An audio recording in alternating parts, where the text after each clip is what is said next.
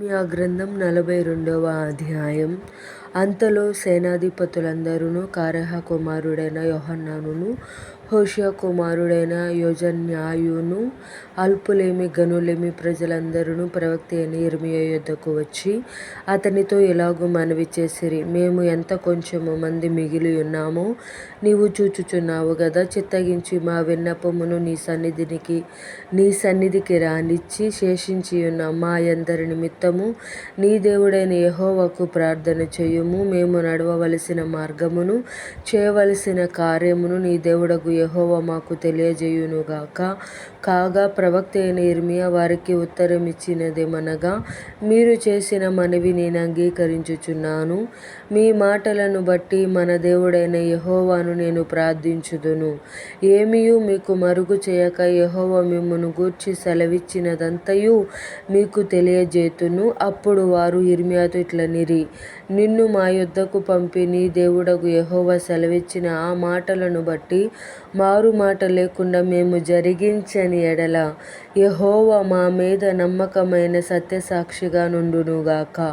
మాకు మేలు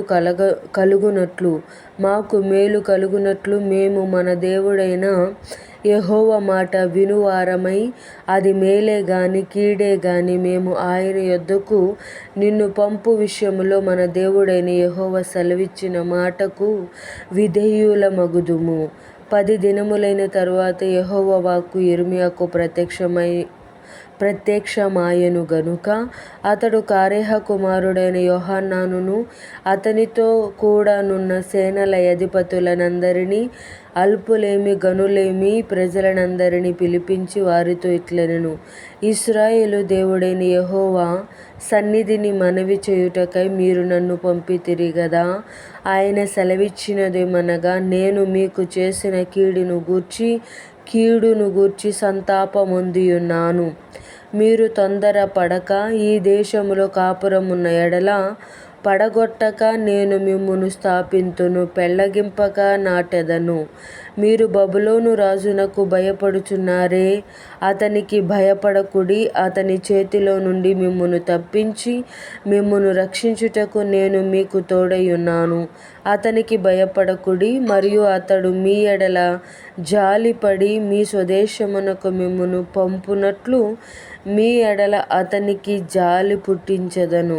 అయితే మీరు మీ దేవుడైన యెహోవా మాట వినని వారై ఈ దేశమందు కాపురముండక, మనము ఐగుప్తు దేశమునకు వెళ్ళదము, అక్కడ యుద్ధము చూడకయు బూరధ్వని వినకయు ఆహారపు లేమి చేత ఆకలి గొనకయు నుందుము గనుక అక్కడనే కాపురముందుమని మీరనుకొనిన ఎడల, యూదా వారిలో శేషించిన వారలారా, యెహోవా మాట ఆలకించుడి. ఇశ్రాయేలు దేవుడును సైన్యములకు అధిపతియునగు యెహోవా ఇలాగు సెలవిచ్చుచున్నాడు, ఐగుప్తునకు వెళ్ళవలెనని నిశ్చయించుకుని అక్కడనే కాపురముండుటకు మీరు వెళ్ళిన ఎడల, మీరు భయపడుచున్న ఖడ్గము అక్కడను ఐగుప్తు దేశముననే మిమ్మును తరిమి పట్టుకొనును.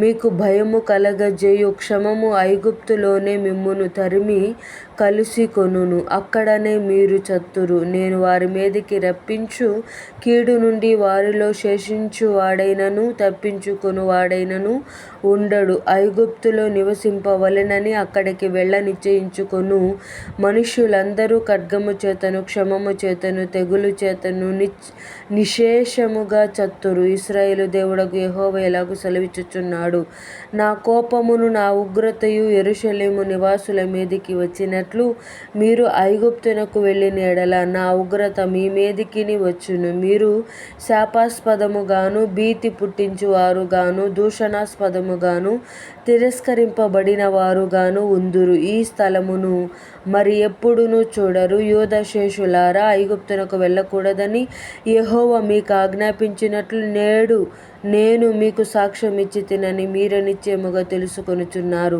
మన దేవుడైన యెహోవాకు మా నిమిత్తము ప్రార్థన చేసి మన దేవుడైన యెహోవా చెప్పునదంతయు మాకు తెలియజెప్పిన ఎడల మేమలాగు చేయుదుమని చెప్పుచు మిమ్మును మీరే మోసపుచ్చుకొనుచున్నారు. నేడు నేను మీకు దాన్ని తెలియజేయుచున్నాను గాని మీరు మీ దేవుడైన యెహోవా మీ యొద్దకు నా చేత పంపిన వర్తమానమును మీరు ఆలకింపకపోతిరి కాబట్టి కాపురముండవలెనని మీరు కోరు స్థలములోనే మీరు ఖడ్గము చేతను, క్షమము చేతను, తెగులు చేతను చత్తురని నిశ్చయముగా తెలుసుకొనుడి.